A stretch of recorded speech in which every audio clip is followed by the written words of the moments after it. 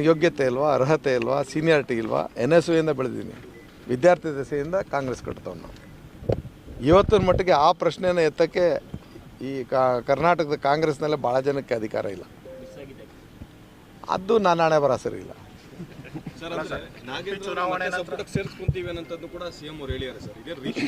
ಅದು ಅವರ ವಿವೇಚನೆ ಬಿಟ್ಟಂಥ ವಿಚಾರ. ಯಾಕೆಂದರೆ ಈಗ ತೀರ್ಮಾನ ಹೈಕಮಾಂಡ್ ಮಾಡಿದ ಮೇಲೆ ಈ ಪ್ರಶ್ನೆ ಇರ್ತದೆ. ಬಟ್ ನನ್ನ ಬೇಡಿಕೆ ಅಂತೂ ಇದೆ.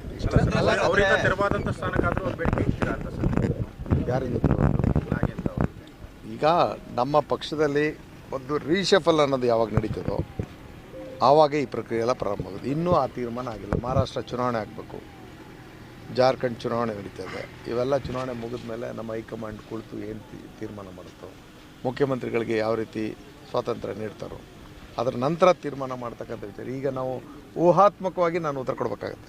ಅಂದರೆ ಕಳೆದ ಬಾರಿಯೂ ಕೂಡ ನೀವು ಸಚಿವರಾಗ್ತಾ ಇದ್ರಿ, ಕೊನೆ ಹಂತದಲ್ಲಿ ಕೂಡ ನಿಮ್ಮ ಹೆಸರು ಬಿಟ್ಟು ಹೋಯ್ತು ಅಂತ ಹೇಳ್ತಾ ಇದ್ರಿ. ಆದರೆ ಈ ಬಾರಿ ಪದೇ ಪದೇ ಧನಸ್ವಾಮಿ ಅವ್ರಿಗೆ ಅನ್ಯಾಯ ಆಗ್ತಾ ಇದೆಯಾ ಅಂತೇಳಿ ಸದ್ಯ ನೀವಾರು ನಮ್ಮ ಪರವಾಗಿದ್ದಿರಲ್ಲ. ತುಂಬ ತುಂಬ ಧನ್ಯವಾದ ಎಲ್ಲ ಮಾಧ್ಯಮದವರಿಗೆ. ನೋಡಿ, ನನಗೆ ಒಂದು ರಾಜಕಾರಣದಲ್ಲಿ ನತದೃಷ್ಟತನ ಅನ್ನೋದು ಜಾಸ್ತಿ ಕಾಡಿದೆ. ಯಾಕೆಂದರೆ 99ರ ಪ್ರಕರಣ ನೋಡಿ, ನನಗೆ 2008ರ ಪ್ರಕರಣ ನೋಡಿ, 94ರ ಪ್ರಕರಣ ನೋಡಿ.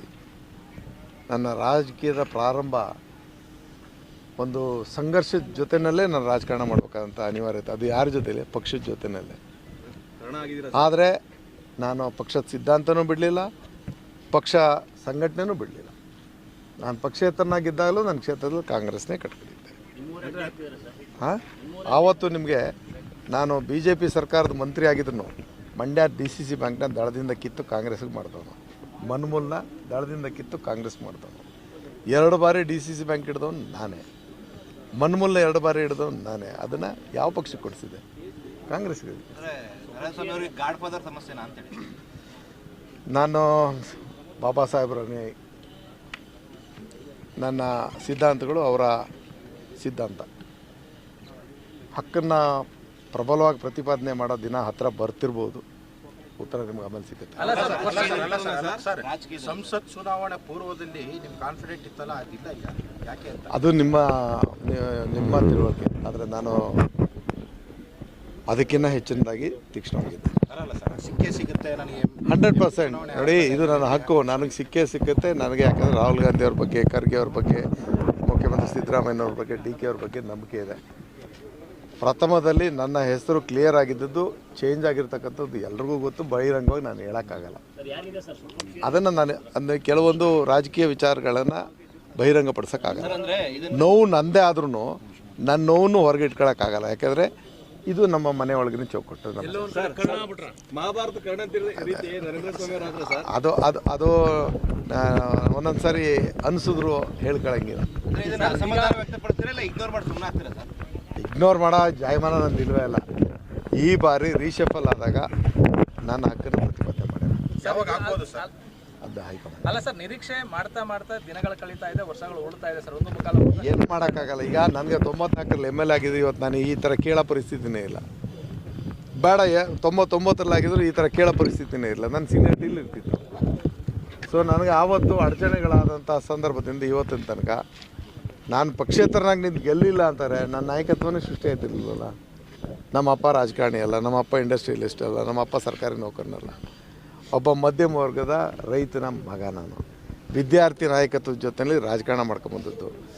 ಮಂಡ್ಯದಂಥ ಜಿಲ್ಲೆನಲ್ಲಿ ಒಬ್ಬ ಪರಿಶಿಷ್ಟ ಜಾತಿಯವನು ಕಾಂಗ್ರೆಸ್ ಪಕ್ಷನೂ ಕಟ್ಕೊಂಡು ಎಲ್ಲ ವರ್ಗದ ಪ್ರೀತಿ ಗಳಿಸ್ಕೊಂಡು ಇಷ್ಟೊತ್ತಿಗೆ ಬೆಳೆದಿರೋದು ನನ್ನ ಯಾವುದೋ ಜನ್ಮದ ಪುಣ್ಯ.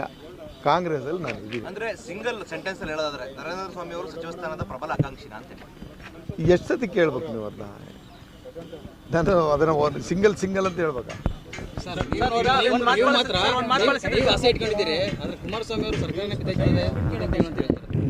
JH ಪಟೇಲ್ರು ವಿಧಾನಸಭೆಯಲ್ಲಿ ಒಂದು ಮಾತು ಹೇಳಿದರು.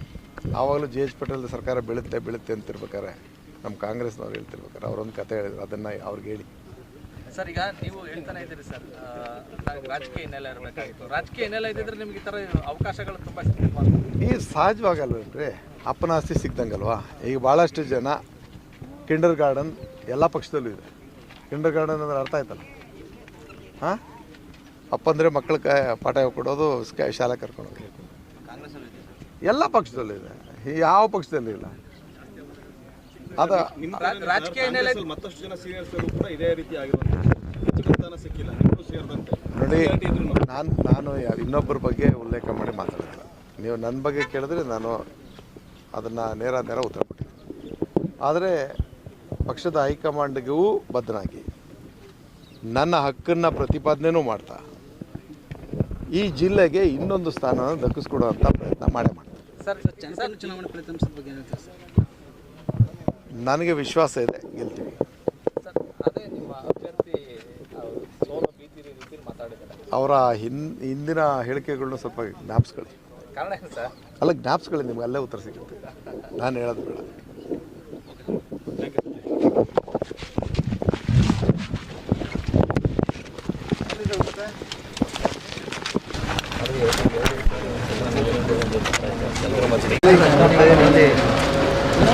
DC ಅವ್ರ ಗಾಡಿ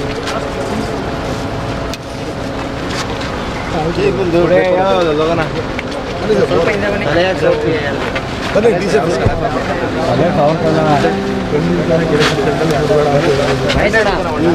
ಕೊಟ್ಬಿಡ ಅಣ್ಣನ ಕೇಳಿ ತಗೋಲಿ ಕ್ಯಾಮ್ರಾ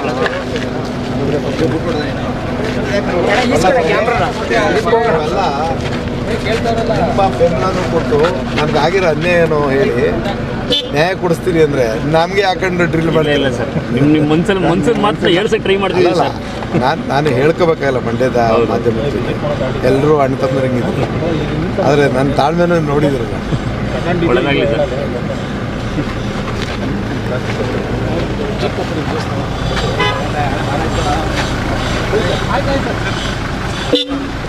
ಇದು ರೈಟ್ ನ್ಯೂಸ್.